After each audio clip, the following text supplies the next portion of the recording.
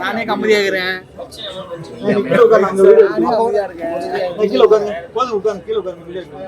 Visual okay சொல்லுங்க, photo எடுக்கட்டும். Video எடுத்தானே அவங்க போட்டோ எடுத்துட்டாங்க. அப்புறம் என்ன பின்ன எடு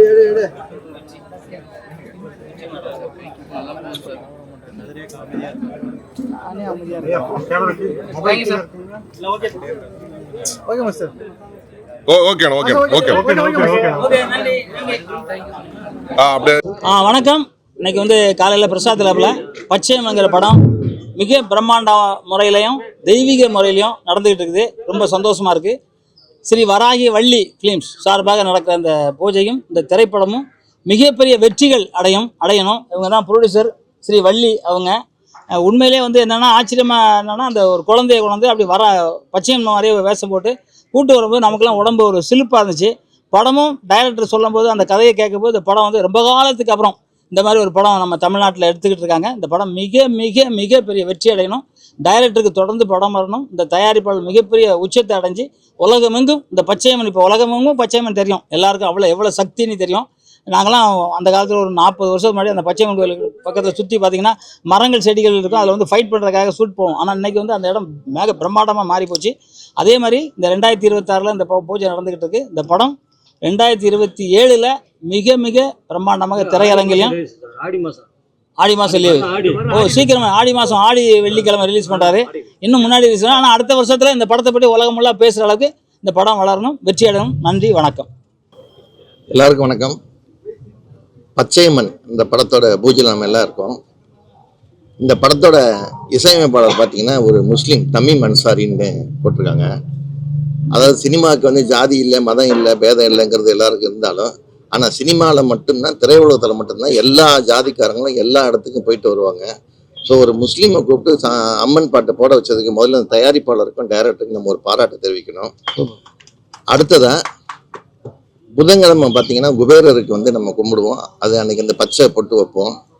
பச்சையம்மன் பெண் தெய்வத்தில் பச்சையம்மன்ங்கிறது ஒரு அம்மன் தான் இருக்காங்க. அன்னைக்கு வந்து அவங்க இந்த பச்சையம்மன் கோயிலுக்கு யார் போனாலும் அங்கே பச்சையில் தான் குங்குமம் தருவாங்க, பச்சை கலரில்.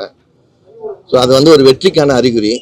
இது வரைக்கும் வந்து ராமநாராயணனோ தேவர் பிலிம்ஸோ இல்லை இதுக்கு முன்னாடி எடுத்த ஏபி நாகராஜனோ இப்படி ஒரு டைட்டில் வச்சு படம் எடுத்ததில்லை. இந்த டைட்டில் எப்படி அவ்வளோ நாள் அவங்க விட்டு வச்சாங்கன்னு தெரியல.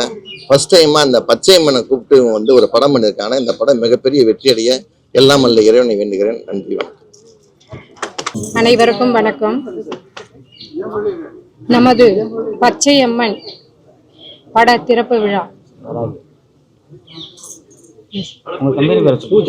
இல்லை சார்,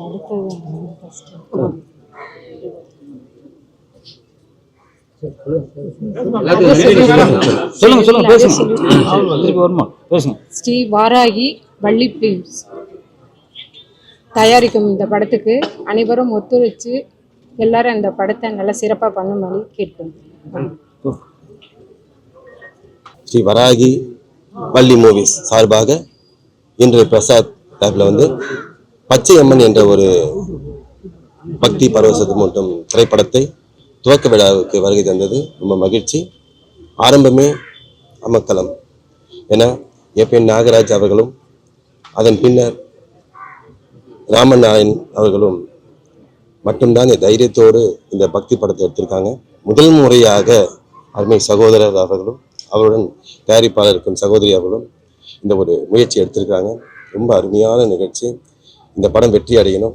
இதுக்கு நாங்கள் எல்லாருமே சப்போர்ட் பண்ணுறோம். சீக்கிரமாக இந்த படத்தை வந்து வெளித்தல காணுங்க. நன்றி, வணக்கம். எல்லாருக்கும் காலை வணக்கம். அன்பு பத்திரிகை நண்பர்களுக்கு என்னோட தாழ்மையான வணக்கம். தம்பி குமணன் என்கிட்ட வந்து 2 படங்கள் உதவியாளராக பணிபுரிந்திருக்கிறார். மிக சிறந்த கடின உழைப்பாளி.